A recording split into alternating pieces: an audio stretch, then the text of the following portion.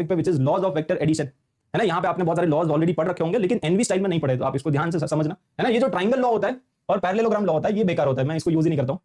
मैं यहाँ पे यूज करता हूँ लूप लॉ, ये बेस्ट होता है ना। तो आप अगर एनवी स्टाइल में पढ़ना चाहते हो तो दिस इज द बेस्ट, है ना, एनवी स्टाइल में। क्योंकि यार इसमें कितने लोगों को कंफ्यूजन होता है। जैसे फॉर एग्जांपल मान लो, फॉर एग्जांपल चलो एक बार चेक कर ही लेते हैं, ठीक है। Let's say this is vector A, this is vector B and this is vector C. तो आप मुझे चैट में एक बार बता सकते हो कि इसमें कौन से दो वेक्टर को ऐड करेंगे तो कौन सा तीसरा वेक्टर आएगा, मतलब एबीसी में रिलेशन क्या है, एक बार चैट में बताना।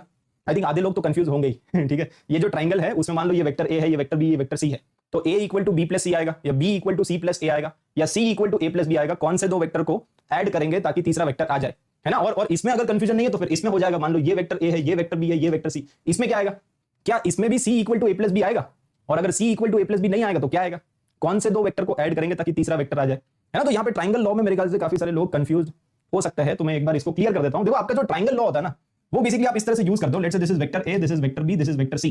तो आपको क्या करना है, देखो एक तरीका तो ये होता है, ध्यान से समझना, ठीक है, ये कॉन्सेप्ट के लिए काफी इंपॉर्टेंट है। आपको क्या करना है, एक पॉइंट से स्टार्ट करना है और दूसरे पॉइंट तक जाना है, एक पॉइंट से स्टार्ट करना है और दूसरे पॉइंट तक जाना है। तो यहाँ पे हमारे पास कितने पाथ अवेलेबल है भाई, तो एक रास्ता तो ये है, आप ऐसे जा सकते हो सी वेक्टर सीधा सीधा, और दूसरा रास्ता है कि आप ऐसे जाओगे फिर ऐसे जाओगे, तो ये a vector plus b vector, समझिए ना, तो a vector plus b vector. Similarly अगर आप यहाँ पे देखोगे, let's say this is a vector, this is b vector, this is c vector, है ना। तो यहाँ पे हम किस तरह से पाथ डिसाइड करेंगे, तो यहाँ पे अगर आपको पाथ डिसाइड करना है तो देखो आप ध्यान से ये वाला पॉइंट ले लो और एक ये वाला पॉइंट ले लो।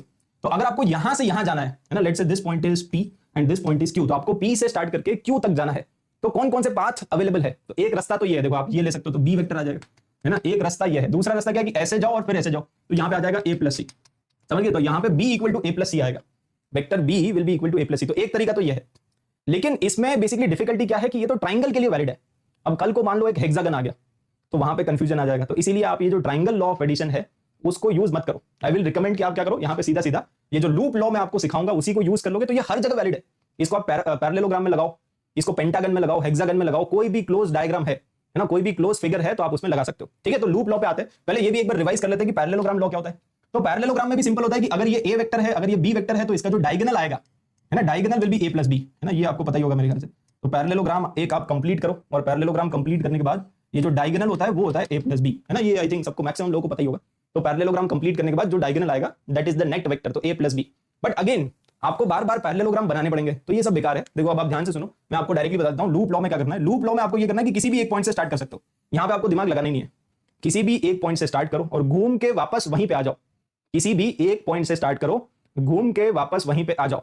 अगर आप वेक्टर के डायरेक्शन में चल रहे हो तो प्लस, अगर आप वेक्टर के उल्टे डायरेक्शन में चल रहे हो तो माइनस, समझिए। तो आप यहां से स्टार्ट करो और मान लेते कि ये हमारा डायरेक्शन है ना, तो हम ऐसे जाएंगे, है ना, पहले हम ऐसे जाएंगे और वेक्टर भी ऐसे ही जा रहा है। वेक्टर का डायरेक्शन क्या है, ये हमारे चलने का डायरेक्शन क्या है, वो भी है। तो आप यहां पे लिखोगे प्लस सी वेक्टर, समझिए। फिर हम ऐसे जा रहे हैं, जो वेक्टर है वो ऊपर की तरफ है, समझिए, हम नीचे की तरफ जा रहे हैं, जो वेक्टर है वो ऊपर की तरफ है, तो ऑपोजिट है, तो आप लिखोगे माइनस।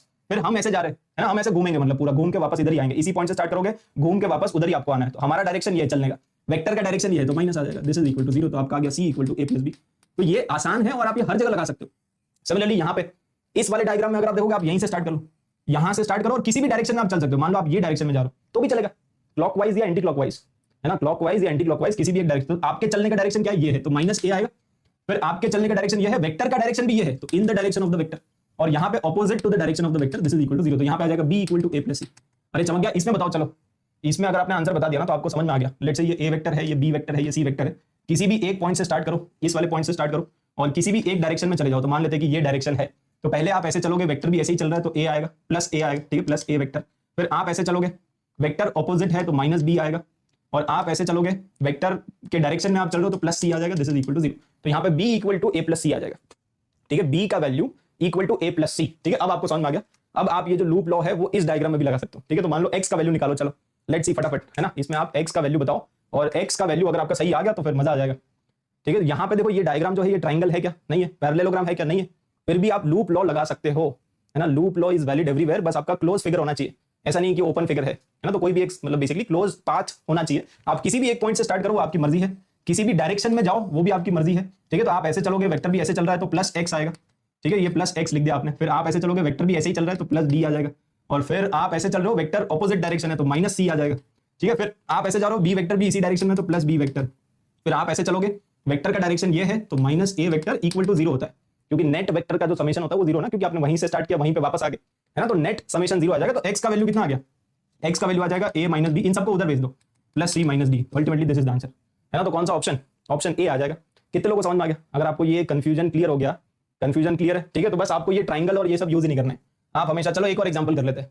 डायग्राम चाहे कैसा भी हो, आप लूप लॉ लगाओ, है ना। लूप लॉ लगाओगे तो कभी भी कोई कंफ्यूजन का स्कोप है ही नहीं, इसमें कंफ्यूजन होगा ही नहीं। कहीं से भी स्टार्ट करो ना आप, तो यहां से स्टार्ट कर लो इस बार और इस डायरेक्शन में चले जाओ, ठीक है। तो आपका डायरेक्शन ये है, वेक्टर का डायरेक्शन भी यही है, तो एक्स, फिर आपका डायरेक्शन, वेक्टर का डायरेक्शन ऑपोजिट है, आपका डायरेक्शन, वेक्टर का डायरेक्शन अगेन ऑपोजिट है, और आपका डायरेक्शन, वेक्टर का डायरेक्शन सेम है। तो यहाँ पे एक्स का वैल्यू कितना आ जाएगा? ए प्लस बी माइनस सी। तो this is the final answer, ठीक है। ए प्लस बी और माइनस सी, तो again option A is the answer, ठीक है। यस, समझ गया होगा मेरे ख्याल से। तो अब आपको एकदम क्रिस्टल क्लियर है ये कॉन्सेप्ट।